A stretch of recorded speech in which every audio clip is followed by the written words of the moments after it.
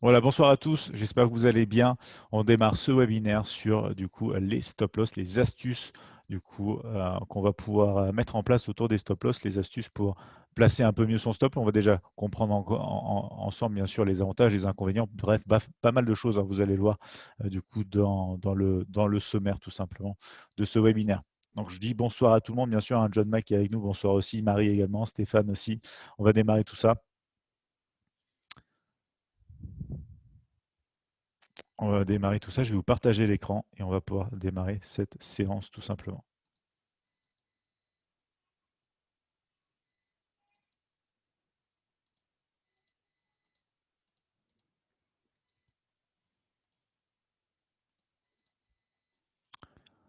Hop.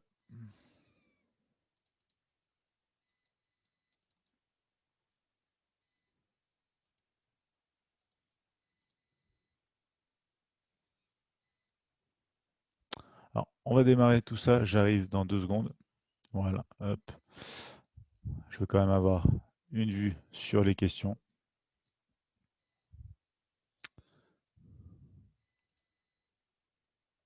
que vous aurez à me poser aussi. Voilà. Je vais mettre tout ça en place ici.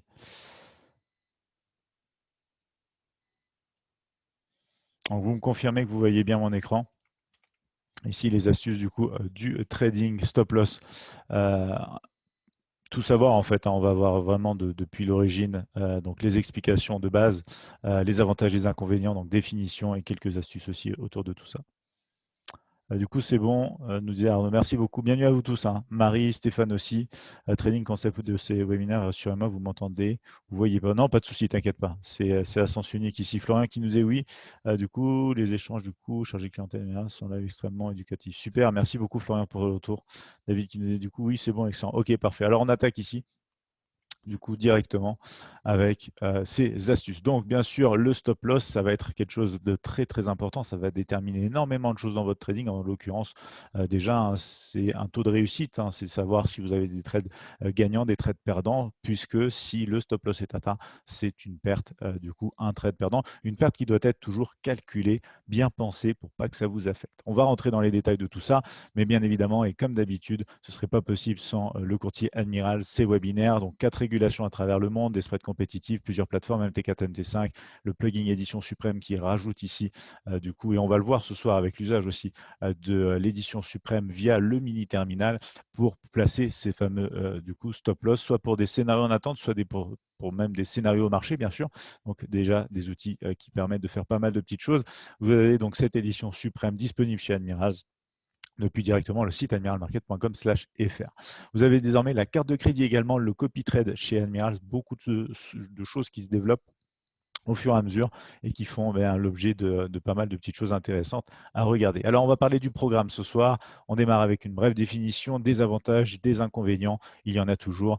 Le placement du stop. Comment placer un stop? On va voir 4 ou 5 manières différentes, bien pensées aussi pour vous donner des idées, pour susciter peut-être une amélioration dans votre stratégie actuelle ou pour développer peut-être une stratégie pensée par rapport à ça. Quelques astuces, comme je vous disais, et bien sûr, on va parler stratégie et on va voir des exemples concrets. Alors, on attaque déjà du côté de la définition.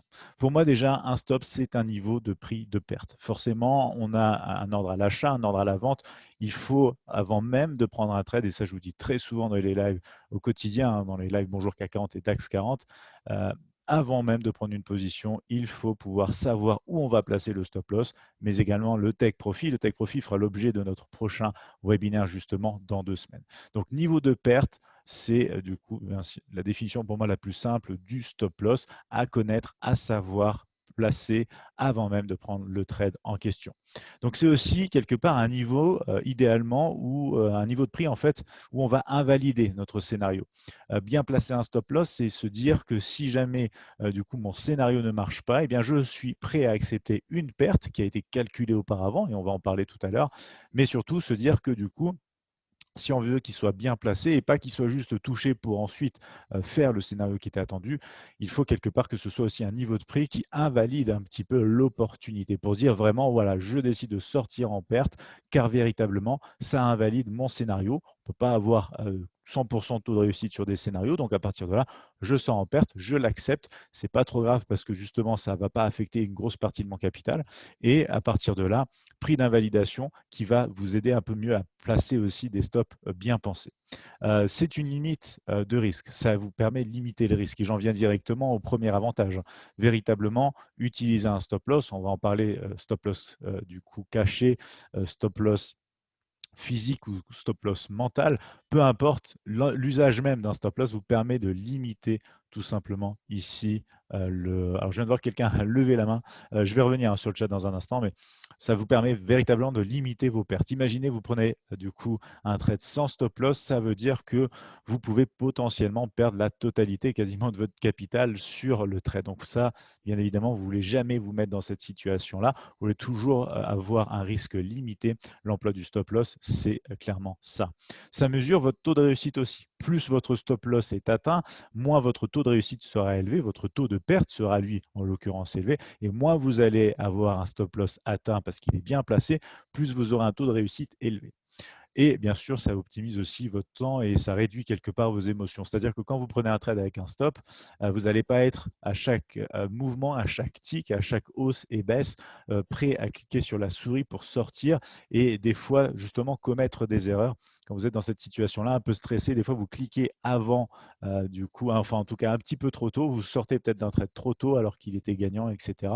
Le stop loss placé sur le marché, ou du moins sur votre plateforme, va vous permettre aussi de laisser faire un peu plus le scénario, puisque les choses sont mises en place et les choses sont du coup à l'étude pour une sortie possible en perte, mais programmée, prévue, entre guillemets, calculée, je devrais dire, et sinon bien le TP qui peut se déclencher.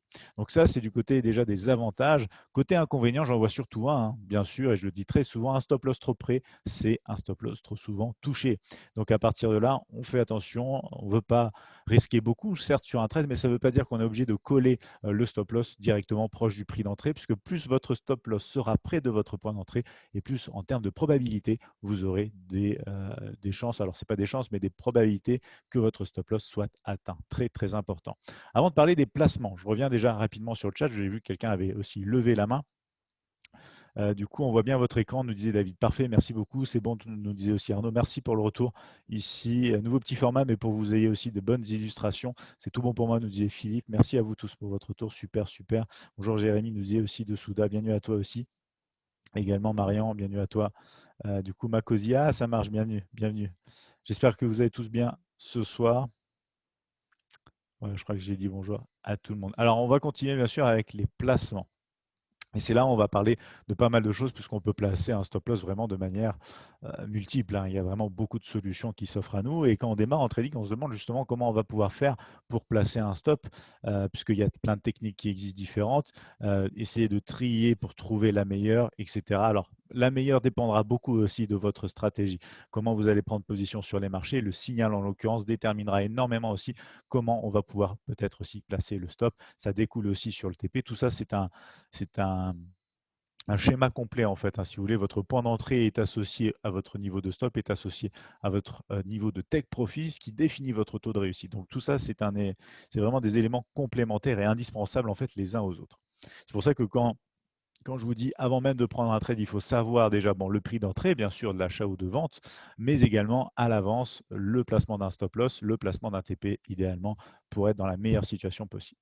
Alors déjà, le placement, ça va nécessiter d'avoir un niveau d'entrée, comme je vous le disais, un niveau de perte acceptable, le stop loss, et un niveau de gain possible, le take profit. Donc avant même de prendre un trade, il faut connaître ces trois éléments. C'est la base, c'est vraiment très, très important.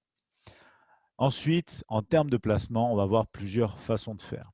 On va pouvoir tout simplement, et il y a des traders qui utilisent cette méthode-là, hein, clairement, notamment pas mal de scalpers, voir ce niveau de stop être placé en fait sur notre graphique dans notre position en termes de nombre de points, nombre de pips.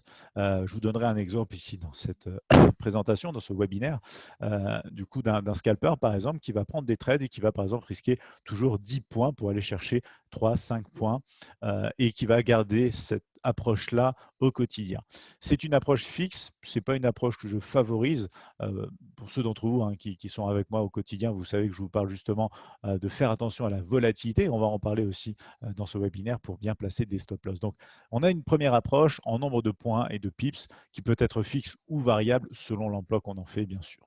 On a aussi des indicateurs. Il y en a qui vont utiliser des indicateurs pour pouvoir placer un stop-loss de manière dynamique. Alors, on peut penser par exemple à une moyenne mobile, on peut penser à des choses comme les bandes de Bollinger. Je vous montrerai d'ailleurs un exemple avec les bandes de Bollinger tout à l'heure. Et du coup, vous pouvez aussi retrouver d'autres choses, hein.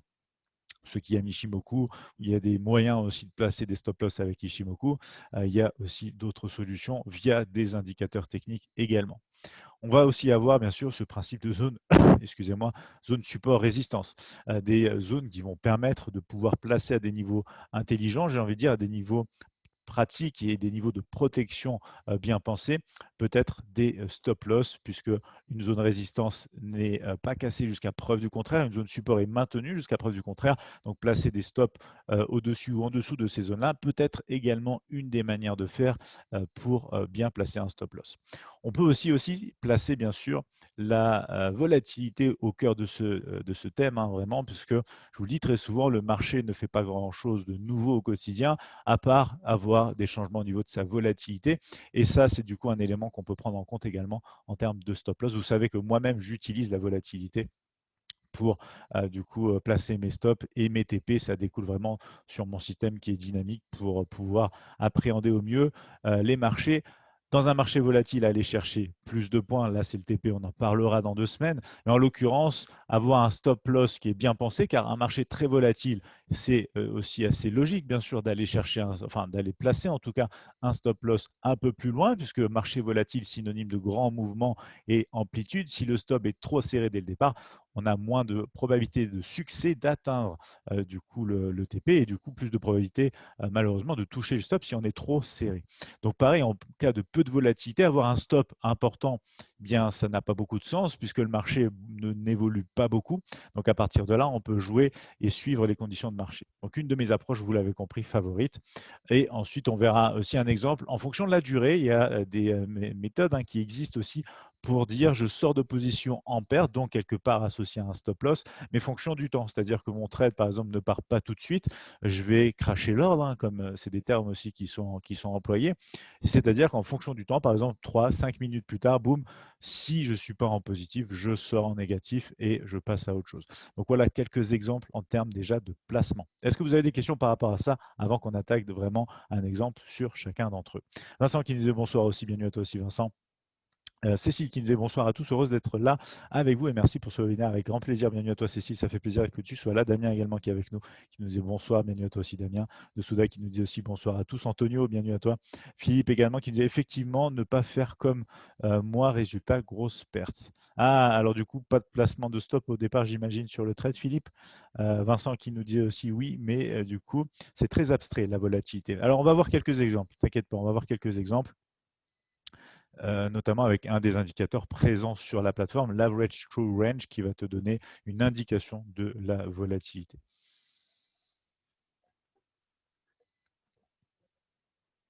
Alors, on va passer à la suite ici et on va voir des premiers exemples déjà en termes de nombre de points.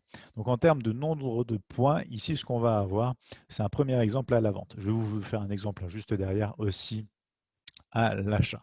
Donc, c'est le premier exemple, je vous ai pris une bougie ici en rejet, une jolie bougie qui clôture sous le corps de la bougie précédente dans un marché en tendance baissière selon une indication très simple, des sommets et des creux de plus en plus bas.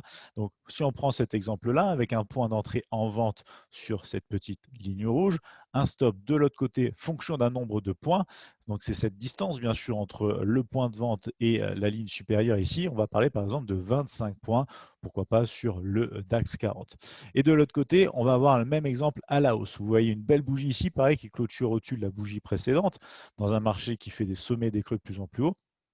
On va avoir ici le prix de clôture qui représente le point d'entrée possible et on va avoir un stop de l'autre côté. Cette distance, pareil, peut représenter pourquoi pas 35 points. C'est le cas quand on va utiliser un nombre de points ou un nombre de pips selon le marché sur lequel on se trouve. Le trader doit définir s'il reste sur des nombres de points, enfin sur un certain nombre de points, je veux dire, ou de pips fixe ou variable. S'il est en fixe, il doit tenter de trouver une valeur, un nombre de points assez intéressant pour que la plupart du temps, bien sûr, son trade soit plutôt gagnant.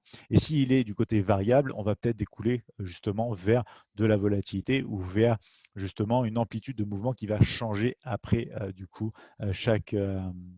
après une certaine fréquence, on va dire. On va passer notamment sur l'exemple des indicateurs. Alors, j'ai décidé de vous mettre ici en place les bandes de Bollinger. C'est des paramètres très simples, c'est des paramètres par défaut sur le même graphique pour reprendre toujours la même base et le même exemple. On va retrouver ces bandes de Bollinger ici via aussi ce petit signal, cette bougie qui clôture sous le corps du chandelier du coup précédent, une bougie baissière avec une mèche importante au-dessus, donc un signal aussi en termes de price action ici de vente potentielle. On va avoir différentes solutions avec cet indicateur pour placer son stop de manière plus agressive, on va dire, et de manière plus conservatrice. Première méthode ici, ça peut être tout simplement le niveau médian des bandes de Bollinger qui se trouve être en fait une moyenne mobile. Vous savez, les bandes de Bollinger, c'est une moyenne mobile et associée en fait avec une standard deviation au-dessus et en dessous. Et du coup, ici, c'est les paramètres par défaut de la plateforme. Donc, vous pourrez retrouver ça aussi typiquement, si vous voulez, tout à l'heure, on ira même le mettre sur la plateforme. Donc, l'approche la plus agressive, ici, par exemple, fonction de ce signal-là, ça va être, par exemple, de placer ce stop présent en fait sur le niveau médian. Mais vous pouvez aussi le placer bien plus haut sur la standard deviation au-dessus du coup pour avoir un stop bien plus conservateur. Petite idée ici par rapport à un indicateur, c'est vrai que dans l'article stop loss, je vous avais montré surtout un exemple avec des moyennes mobiles, par exemple une moyenne mobile en l'occurrence.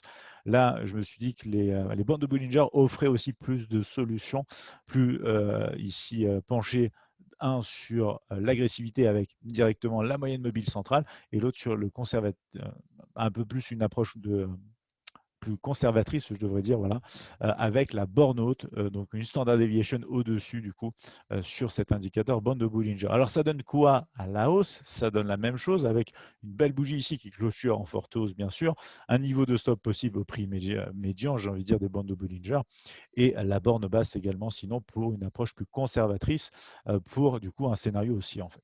Donc, on va passer aussi sur des exemples zone support et résistance. Je reviendrai après ces exemples-là sur le chat, voir si vous avez des questions en particulier. Alors, zone support et zone résistance, à quoi ça va ressembler concrètement pour cet exemple ici aussi? Bon, ça va ressembler à ça. On a une zone support puisqu'on a un creux ici qui rebondit sur un certain niveau de prix. Ensuite, cette zone commence à être cassée. On a des mèches ici, on a des clôtures en dessous. Ça se transforme du coup à terme en zone résistance. Et on revient tester sur cette bougie-là aussi, à peu près, hein, bien évidemment, cette zone. On parle de résistance comme étant des zones de prix un peu en dessous, un petit peu au-dessus. Vous savez, j'en parle très souvent. Donc là, on a vraiment ce principe de résistance qui passe, pardon, de support hein, qui passe résistance et qui permet aussi quelque part de se dire, voilà, au niveau de cette zone résistance, vu que moi je cherche à vendre le marché, si je me place avec un stop au-dessus de ce niveau-là, normalement les probabilités pour atteindre le niveau sont moindres. C'est là où se trouve l'idée de placer des stops en fonction des zones de résistance et des zones de support. Et justement, en parlant de support, ici j'ai un creux précédent qui maintient les cours et qui nous permet de continuer à la hausse. Donc en fonction de cette bougie-là aussi, ça peut représenter cette zone support à un niveau intéressant. Alors quand on parle de placer des stop loss, qu'on soit bien clair, hein, bien sûr, en fonction de zone support et résistance, c'est-à-dire qu'on ne va pas placer le stop sur la résistance ou sur le support. On va aller un petit peu au-dessus de la résistance, on va aller un petit peu en dessous de la zone support, parce que comme le nom l'indique, c'est des zones. Donc on peut travailler un peu au-dessus, un peu en dessous. Donc c'est là où il va falloir rajouter peut-être une sensibilité, une fois encore peut-être en nombre de points ou de pips ici, fonction de ces zones support et résistance. Donc ça, c'est l'exemple support résistance et on passe maintenant à l'exemple volatilité. Alors pour l'exemple volatilité, on prend l'indicateur qui fait partie de quasiment toutes les plateformes de trading. Hein. Ça fait partie des indicateurs par défaut que vous retrouverez un peu partout. L'Average True Range, l'ATR, qui va vous permettre en fait de voir quelque part tout simplement une certaine volatilité sur chaque barre. Donc les paramètres en fait par défaut de cet indicateur sur MetaTrader vont être à 14 périodes. Donc après, vous pouvez travailler cette période si vous voulez être plus court, si vous voulez être plus long. Ça, c'est aussi un choix personnel. Donc imaginons ici sur cette fameuse opportunité, toujours pareil, on va lire pourquoi pas sur les bougies précédentes. Ça, c'est un choix aussi à faire. Hein, si on prend la bougie d'avant, la bougie signal, quelques bougies encore d'avant, etc. On va lire une certaine valeur de l'ATR qui va nous donner un certain nombre de points. Donc là, en l'occurrence, 40 points. Ça permet permet par exemple de se dire, voilà, en fonction de mon prix de vente, je vais aller placer mon stop à une distance de 40 points au-dessus de mon prix d'entrée. Une des manières de faire. On peut également utiliser l'ATR à titre de multiplicateur, prendre la valeur de l'ATR et multiplier soit par 0,5 si on veut être plus court, hein, avec des stops plus serrés, soit par 1,5, soit par 2. Il y a vraiment beaucoup de possibilités, de solutions, et là, le backtest sera essentiel, bien sûr, pour prendre les meilleures décisions. Donc ça, c'est un exemple via la volatilité, en utilisant un indicateur simple présent sur toutes les plateformes, l'Average True Range, donc l'ATR. Exemple à la hausse, pareil, on va prendre la valeur, en l'occurrence peut-être de la bougie signal pour changer. Ça nous donne peut-être une valeur de 60 points, un exemple bien sûr arbitraire ici. Et du coup, en fonction du point d'entrée, on peut décaler de 60 points en dessous pour avoir un placement en fonction de cet indicateur volatilité, ATR en l'occurrence. Donc pareil, en fait, si vous voulez, vous allez avoir beaucoup de possibilités avec cette méthode-là. Vous pouvez placer en fonction du point d'entrée, vous pouvez placer depuis le creux du coup suscité par le sommet, rajouter la valeur de l'ATR. Il y a vraiment beaucoup de choses. Là, je vous donne des valeurs à 60, etc. Ça dépend des unités de temps sur lesquelles vous allez travailler, puisque si vous êtes sur un graphique 5 minutes, vous n'aurez pas toujours justement 60 points en valeur sur la Terre, ça sera plus petit, etc. Donc ça sera vraiment très ajustable, et du coup, il y a des avantages et des inconvénients à utiliser cette méthode-là, bien sûr, parce que vous pouvez être dans une approche où au dernier moment, vous devez toujours calculer, ou en tout cas utiliser par exemple le mini terminal, comme on va le voir, pour dire, voilà, là, je veux un stop désormais, boum, de 35 points pour que ça représente mon pourcentage de capital en risque, etc. Mais bon, on va en reparler. Je vais voir si vous avez aussi des questions en fonction de ça. Dernier exemple, la durée. Alors, à quoi ça ressemble d'utiliser quelque part un stop loss fonction du temps? On prend toujours le même exemple, cette bougie de baisse dans un marché baissier, et on va se dire que c'est un graphique 5 minutes. On va attendre du coup la clôture du signal pour prendre position, et si 5 minutes plus tard, à partir de la clôture de la bougie suivante, si on est sur un graphique 5 minutes, le marché n'a pas donné une progression de notre position, on peut sortir en stop. Donc là, en l'occurrence, ça part dans le bon sens, on peut aller chercher un TP, ce n'est pas un problème. Mais si c'était parti dans l'autre sens, on aurait clôturé fonction du temps. Alors, ça peut être un avantage pour se dire, voilà, si le marché ne part pas, je sors. Mais l'inconvénient, c'est de se dire aussi que si le marché part dans l'autre sens pendant 5 minutes, là, on peut avoir des pertes beaucoup plus difficiles à calculer. Donc, ce n'est clairement pas une approche qui m'intéresse, hein, bien sûr, qui me plaît. Je vous la partage puisque c'est des choses qui existent aussi en termes de trading et qui s'utilisent. Donc pareil pour l'exemple de la hausse, hein, clairement, ici on attend même 2 bougies plus tard. Si jamais le marché ne va pas en notre faveur, on peut sortir. Mais ici, la gestion du risque sera beaucoup plus complexe. Il faudra penser plus en nombre de tailles de positions plutôt que pourcentage du capital, donc en nombre de lots plutôt que en pourcentage de capital. Et je favorise beaucoup plus, mon approche est basée beaucoup plus sur le pourcentage du capital. Donc bon, chacun, bien évidemment, a son approche. Ici, je vous partage des idées aussi pour vous faire réfléchir, pour vous faire découvrir de nouvelles choses. Alors avant de passer à la suite, du coup, toujours en ce qui concerne les placements, je vais voir si vous avez des questions par rapport à ça. On avait Philippe qui nous disait effectivement du coup, alors ça oui, je l'avais lu, excuse-moi. Stéphane qui nous dit, et en pourcentage du capital, 1% de perte définit un endroit pour le stop? Non. Alors, pas pour moi. Non, non. Justement, on a beaucoup, enfin, en tout cas, j'ai beaucoup ce genre de questions, je t'avoue. En fait, si tu veux, ce qui va définir le 1% de risque que tu vas prendre, c'est ton niveau de prix d'entrée avec un niveau de prix acceptable. Pas défini en fonction d'un pourcentage de perte que ça va faire, mais dans l'autre sens, c'est-à-dire la distance entre un point d'entrée et un stop loss, qui fait par exemple peut-être 40 points. Là, tu vas faire le calcul pour que ces 40 points représentent les 1% de risque de ton capital. Moi, c'est comme ça que je vois les choses, et pour moi, c'est la meilleure façon d'étudier un stop loss et un placement de stop loss. On ne va pas le placer fonction d'un risque de 1% de ton capital que tu es prêt à perdre, parce qu'en fait, quelque part, ça n'a pas de logique, hein, j'ai envie de dire, dans le sens où, en fin de compte, derrière, le marché, si tu veux, il va fluctuer, il va osciller à la hausse et à la baisse. Et fonction de tes 1% de ton capital, ça va se définir fonction vraiment de ton capital.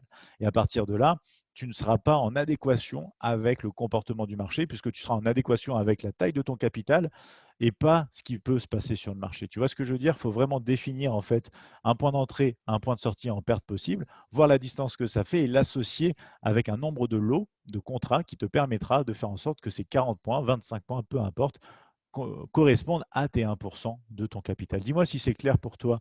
Du coup, ici, tac, tac, tac, je remonte pour voir où était la question. C'est bizarre, je ne la retrouve pas.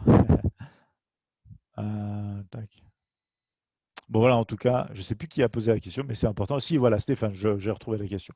Dis-moi si c'est clair du coup pour toi, Stéphane. En tout cas, c'est mon approche et c'est comme ça que je vois clairement les choses. Florent qui nous dit la chasse au stop, du coup, et aux mèches, c'est problématique, clairement. Et c'est pour ça aussi qu'on parle de zone de prix, quand on parle de zone résistance et support. On sait qu'il y a des stops qui sont placés dans ces zones-là. Tout le monde le sait. Les traders, les smart money le savent aussi, les traders professionnels le savent aussi. C'est pour ça qu'il y a des pièges de marché autour de ces zones support et résistance.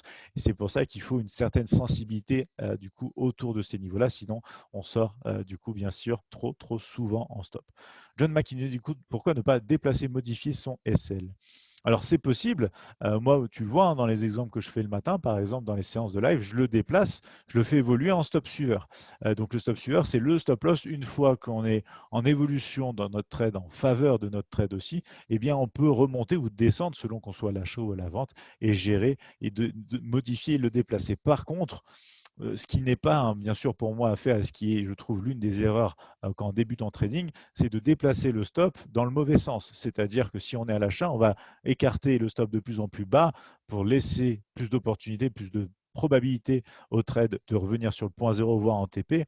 Et là, en fait, on agrandit au fur et à mesure la perte possible sur ce trade-là et on met de plus en plus en fait, on ouvre vraiment le capital à risque entièrement de son compte, puisque en fait, tu vas le mettre vraiment.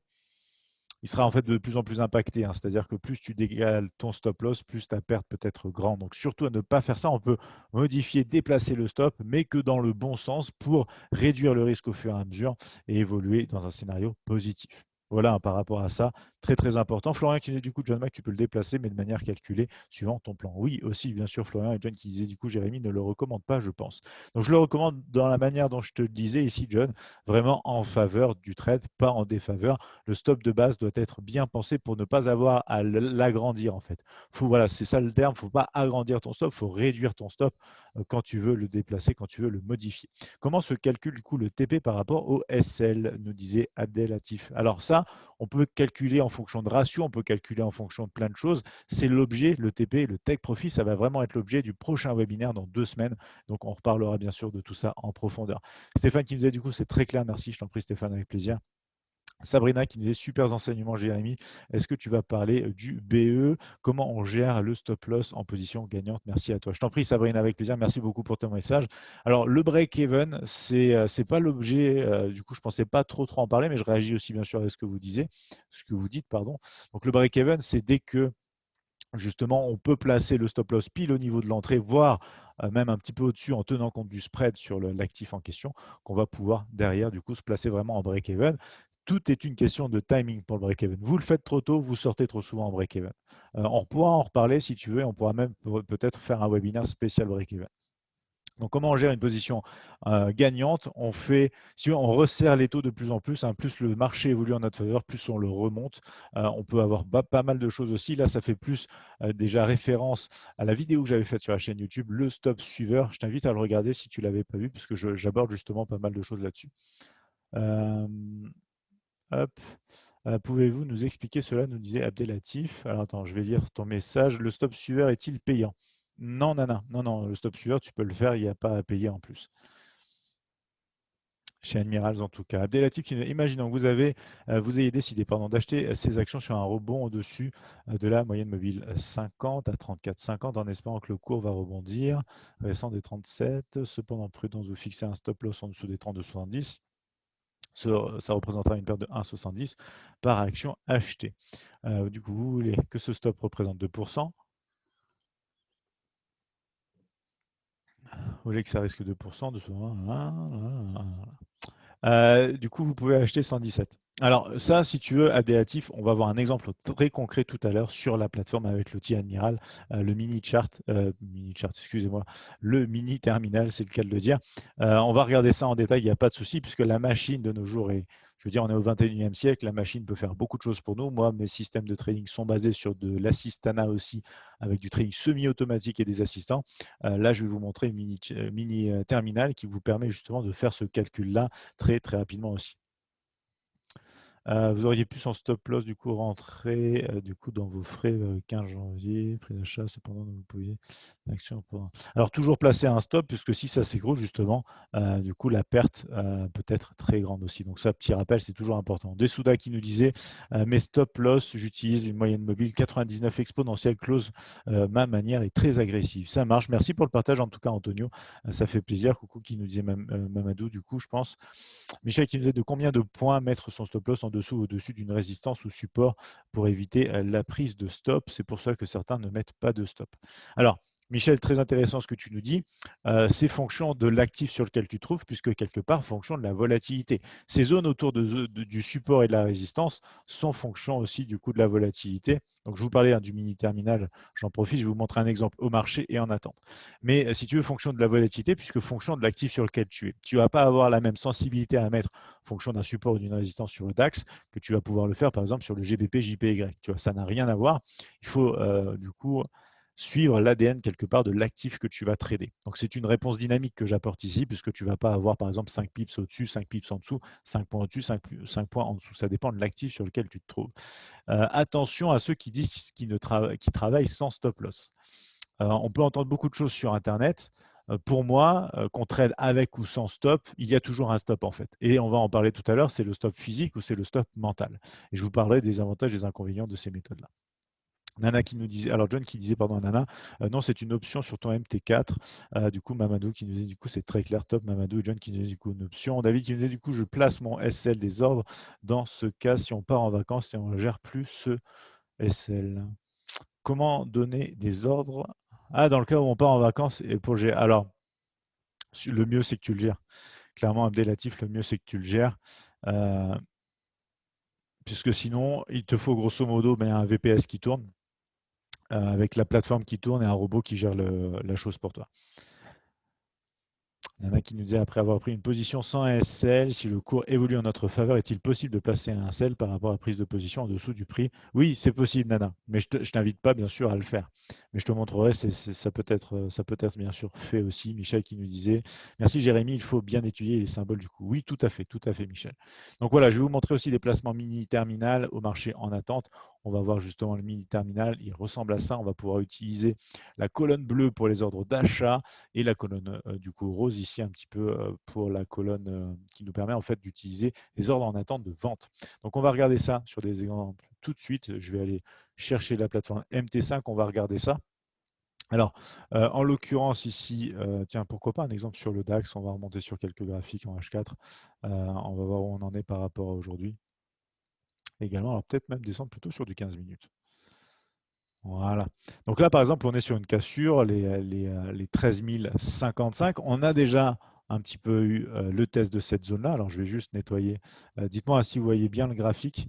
Je vais juste nettoyer ici. Du coup, voilà, le watermark. Nana qui disait merci, je t'en prie, Nana, avec plaisir. Donc voilà, ici, on a un exemple en fait de hausse, de rebond pour l'instant, possible en tout cas sur le DAX. Je n'ai pas compris cette phrase du tout, nous disait Abdelatif. Plus la période de temps est courte, plus la chasse au stop loss est effectuée par les traders pro des banques hedge funds augmente encore leur déclenchement de peu. Vraiment net le graphique, nickel Jérémy. Merci Florian pour le retour, ça fait plaisir. Donc si tu veux, il y a plus de bruit quand tu vas sur les petites unités de temps et du coup tu peux te faire beaucoup plus piéger. Derrière les pièges, il y a bien évidemment aussi, c'est un jeu à somme nulle, je n'aime pas dire le mot jeu, mais c'est un business, si on veut dire le trading à somme nulle, c'est-à-dire qu'il y a des gagnants pour des perdants. Et c'est là aussi où les pièges de marché suscitent et donnent des opportunités aux hedge funds, aux banques pour justement piéger les traders particuliers. Donc voilà par rapport à ce que tu nous disais, Abdelatif. Alors ici, pour reprendre cet exemple, justement, on parlait du placement de stop en fonction de zone support et résistance. Par exemple, les 13 050-55, donc même, je peux ici aller juste le décaler et vraiment le placer sur les 50. On va voir ce que ça donne. Pour être précis, voilà, un petit peu plus bas encore. Excusez-moi. Et du coup, voilà, on a une zone déjà un petit peu travaillée. Donc à partir de là, imaginons que je veux rentrer au-dessus de cette bougie-là sur un ordre en attente. Donc par exemple, je regarde la distance que ça me donne. Ici, ça va me donner par exemple entre les 13 112 et les 13 008, à peu près ici une dizaine de points. Donc si on veut par exemple partir sur du 12 points, ici j'ai la touche j'ai l'espace lot avec la touche CTRL de mon clavier, je clique dessus, je peux par exemple aller mettre 12 points. Si je veux que ces 12 points fassent un certain pourcentage de mon capital. Moi, je préfère le rentrer à la main que d'utiliser pourcentage fonds propres ou solde du compte en dessous. Mais par exemple, si je veux que ça fasse 50 euros, 1% d'un compte à 5 000 euros, je clique sur paramétrer les lots et ça se paramètre automatiquement. Donc à partir de là, je peux placer un ordre ici stop d'achat puisque je veux être déclenché automatiquement par l'eau.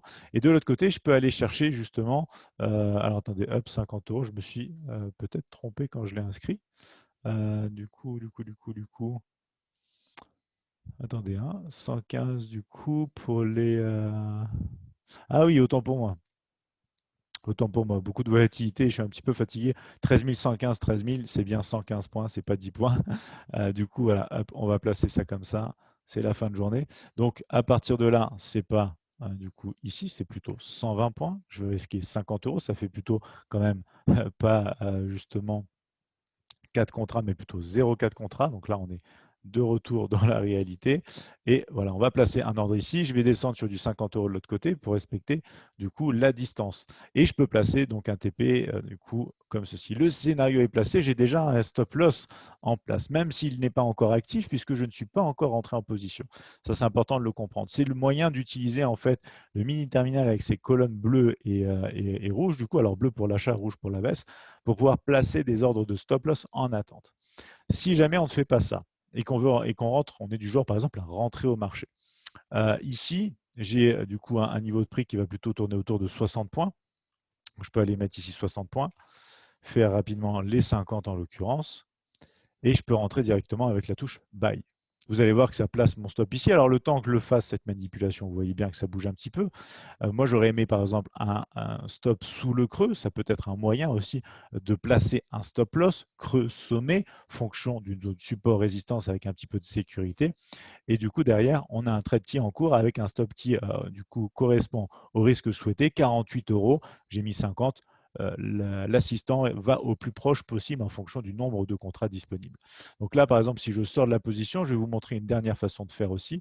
Si vous utilisez par exemple directement ici plutôt le one click, puisqu'on avait une question, hein, si on rentre par exemple sans placer de stop. Donc je clique buy avec un contrat. J'ai juste un ordre d'achat à placer, même pas de TP, même pas de stop. Il suffit d'aller sur la ligne de position, tirer vers le bas. Donc, hop, ici je l'attrape, tu vois. C'est un ordre d'achat, donc je le tire vers le bas. Ça va me créer automatiquement ici un stop loss que je place. Tu vois ici au bout, on a par exemple la valeur en euros que ça représente avec le nombre de points. Donc si je me mets sur 100 points, c'est à peu près 100 euros, 102 points, 100 euros avec un contrat. J'enlève en fait mon doigt de la souris, donc je déclique et ça place directement mon stop loss. Tu peux faire pareil avec les TP, mais on en parlera bien sûr dans le prochain webinaire dans 2 semaines. Donc voilà ici quelques petits exemples par rapport justement à l'usage du coup qu'on a sur ce mini terminal pour placer des ordres stop loss en attente, donc dans le cas de scénario en attente. Et même si on rentre directement au marché, on peut placer déjà avec le mini terminal un stop loss qui va respecter votre risque. Et si ce n'est pas le cas, si vous êtes dans le feu de l'action, ce que je ne recommande pas bien sûr, si vous rentrez sans stop, vous pouvez quand même aller le placer quelque part. Mais votre risque ne sera pas bien pensé, bien calculé si vous faites ça. Donc voilà, exemple aussi à la vente, hein, imaginons je prends la cassure ici de l'autre côté, donc on sait que ça fait à peu près 120 points. Pareil, je remets 120 points ici. La seule différence, c'est que je vais regarder sur la colonne rouge ici pour placer un ordre stop du coup de vente. Hop, ici, je remonte au niveau de l'autre côté des 50 euros à peu près. Je sais que mon stop est bien placé du coup en fonction de ce que je voulais tout à l'heure. Et puis là, par exemple, un TP de l'autre côté sur la prochaine zone. Donc voilà, ça c'est des exemples d'ordre en attente avec donc des stop loss en attente, bien pensés dans le sens où ils sont déjà calculés, ils respectent un pourcentage du capital ou en tout cas une valeur un montant en euros fixe, par exemple. Et ensuite, on peut utiliser toutes les méthodes dont on parlait tout à l'heure pour du coup bien placer ces stop-loss aussi.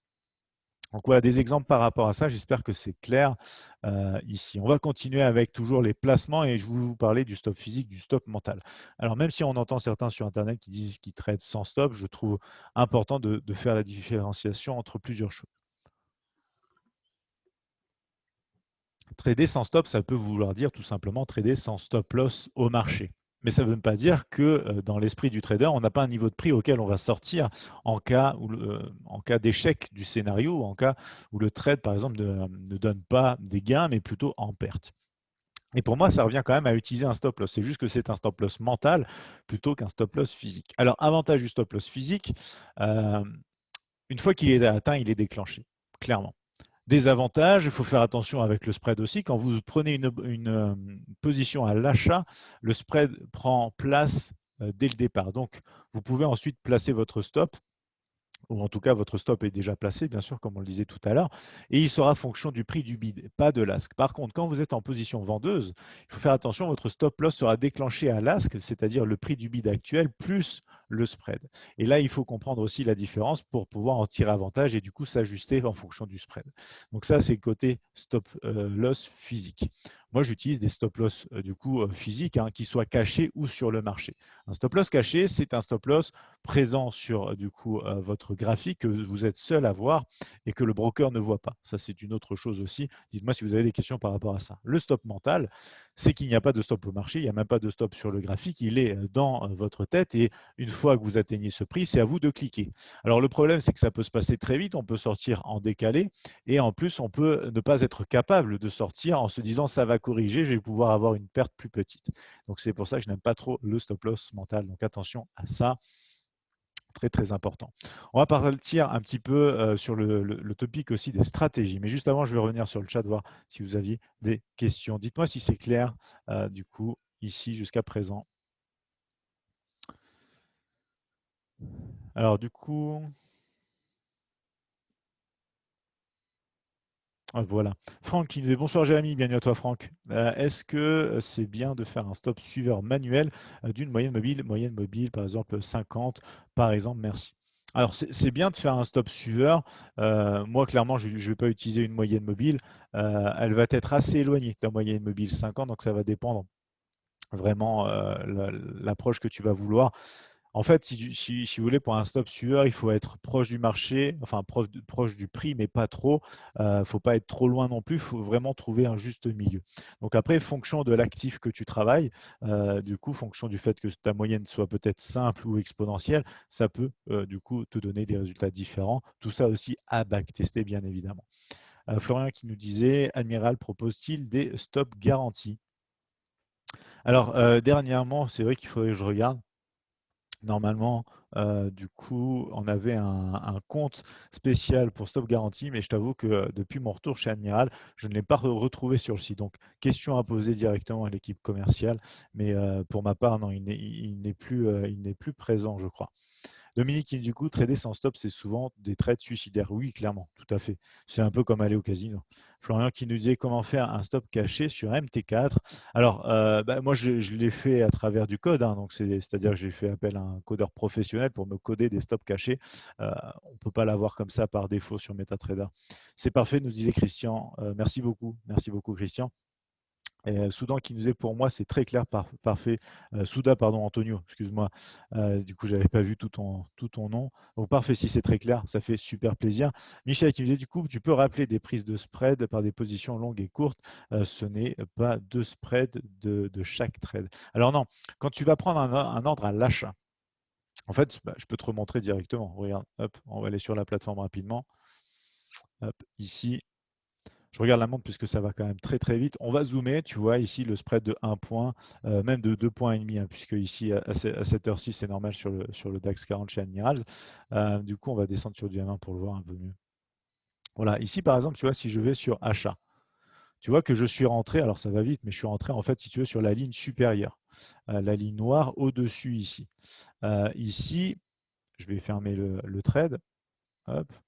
Et si par contre je clique sur la vente, je vais rentrer directement au prix, tu vois ici, de la ligne inférieure. C'est ce décalage-là qui est à prendre en compte. Quand tu rentres à l'achat, le spread est pris en compte au début de ta position.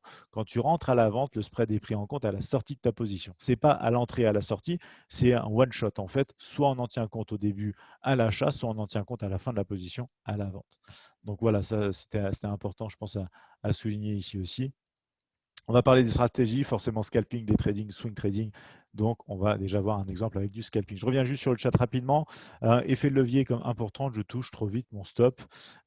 Du coup, Fadja, ça dépend où tu vas placer et combien tu risques par trade aussi.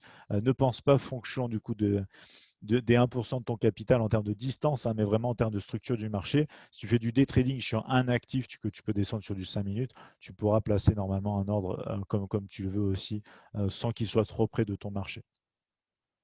Michel qui disait du coup, place-tu les stop suiveurs à la même distance qu'un stop loss? Non, non, non, j'ai d'autres manières de faire. Je suis le marché de manière dynamique. Florent qui nous disait, il me semble que Admiral est un broker, dealing desk, no market maker. C'est quoi précisément no dealing desk? Si tu veux, Florian, alors c'est un topic hein, pour un autre webinaire, mais le market maker fait lui-même ses prix, si tu veux. C'est lui qui va faire la contrepartie des trades. Admiral n'est pas market maker, donc quand vous gagnez, par exemple, Admiral ne va pas perdre derrière des trades puisque ce n'est pas lui la contrepartie, ce qui serait le cas chez un market maker. Donc en fait, Admiral Market fait le lien, c'est un intermédiaire financier, un broker standard, qui fait le lien en fait du coup entre le client qui souhaite prendre un ordre à un prix, donc Admiral du coup obtient le meilleur prix possible dans les conditions de marché à l'instant T, et du coup fait le lien avec la liquidité sur le marché pour du coup trouver la contrepartie. Le market maker, c'est directement la contrepartie en fait, donc c'est quelque part relativement malsain, c'est-à-dire que le market maker parie un petit peu contre vous. Alors dans un business où on sait qu'il y a 90% des traders particuliers perdants, on se dit que les market makers, c'est des petits malins quelque part, mais Admirals n'est pas market maker, donc c'est pas dans ce cadre-là. Michel qui disait, ok Jérémy, j'ai appris quelque chose. Top Michel, ça fait plaisir, c'est le but de ces webinaires.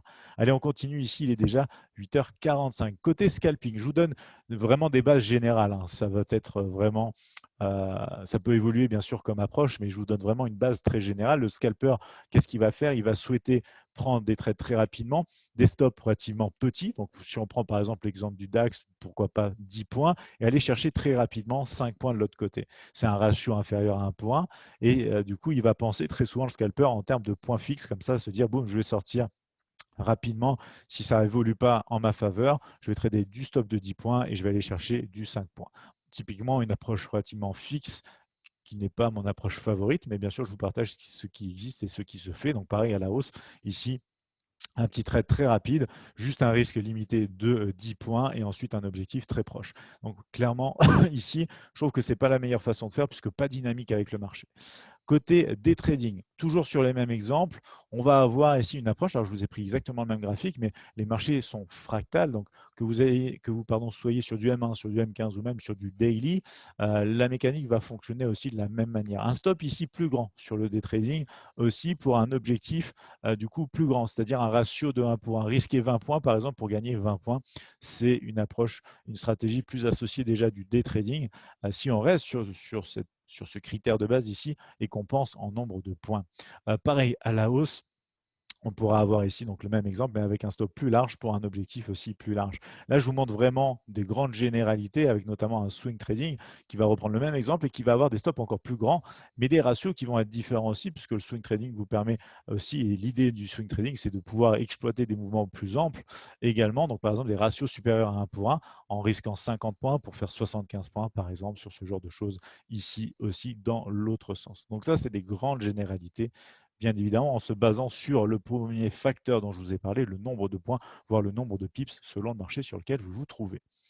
On a Jean-Paul qui nous dit bonsoir Jérémy, bienvenue à toi aussi Jean-Paul. Florian qui dit d'accord, merci Jérémy, je t'en prie. Florian avec plaisir.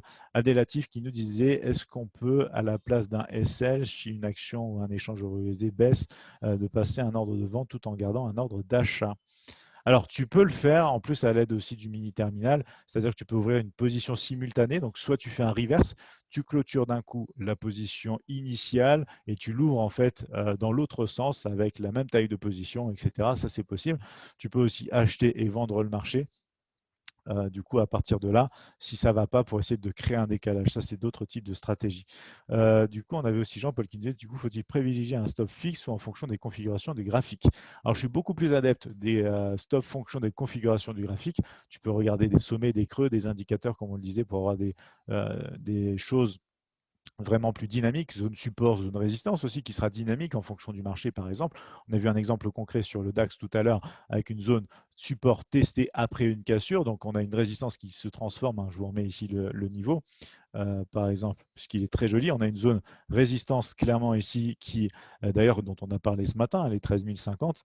55, qui était résistance, résistance, résistance, qui passe support. Et pour l'instant, on a du rebond sur la zone. Donc, ça correspond tout à fait avec ce genre d'approche-là, aussi plus dynamique, fonction un peu de structure de marché, etc. On a aussi, du coup, hop, ici, Jean-Paul qui nous disait, alors attendez, hop, j'arrive immédiatement, je vais juste faire quelque chose ici.